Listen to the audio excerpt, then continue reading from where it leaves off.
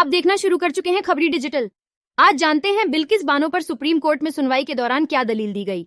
BBC Hindi की report के मुताबिक बिल्किस बानो ने सोमवार को सुप्रीम कोर्ट में कहा कि उनके बलात्कार के 11 दोषियों की सजा पूरी होने से पहले रिहाई के फैसले को रद्द किया जाना चाहिए।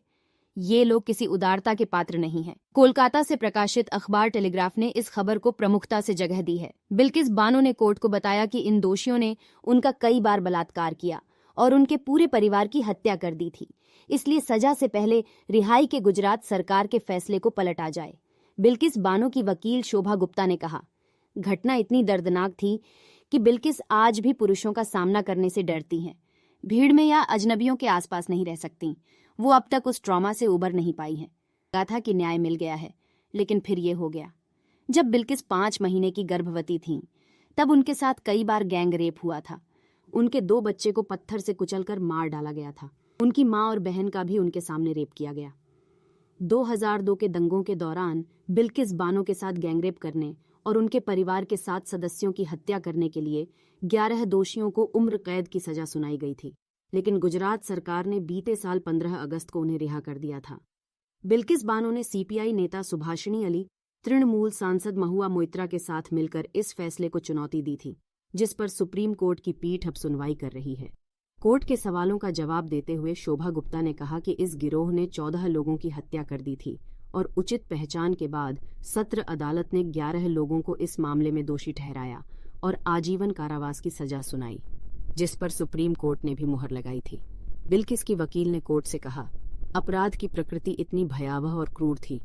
गर्भवती होने पर बिल्किस के साथ गैंगरेप किया गया। बिल्किस की पहली बेटी को चट्टान पर पटक पटक कर मार डाला गया। बिल्किस की मां के साथ गैंगरेप किया गया और उनकी हत्या कर दी गई। चचेरी बहन के साथ भी गैंगरेप किया गया। याचिकाकर्ता के 4 नाबालिग भाई बहनों की हत्या कर दी गई थी। बिल्किस अपनी बेटी के लिए उन लोगों के सामने गिड़गिड़ाती रहीं, इसलिए बिल्किस इन सभी दोषियों को पहचानती हैं, क्योंकि ये सभी उसी इलाके के रहने वाले लोग हैं। वो लोग खून के प्यासे थे। वे मुसलमानों का पीछा करते रहे। ये ऐसा मामला नहीं था जहां घटना अचानक घटी हो। चारों तरफ लाशें मिलीं, सिर फोड़े गए, चुन चुनकर हत्या की गई। पीठ की अध्यक्षता करने वाले जस्टिस नवरत्नम ने पूछा कि क्या अदालतों ने कोई निष्कर्ष निकाला है कि जो अपराध रेयर ऑफ द रेयरेस्ट मामलों की श्रेणी में आता है वो सजाए मौत के काबिल है। बिल्किस की वकील बार बार कोर्ट में ये कहती रहीं, जो अपराधी इस अपराध में दोषी पाए गए, जिस तरह से उन्होंने इसे अंजाम दिया, क्या वो उदारता के पात्र हैं?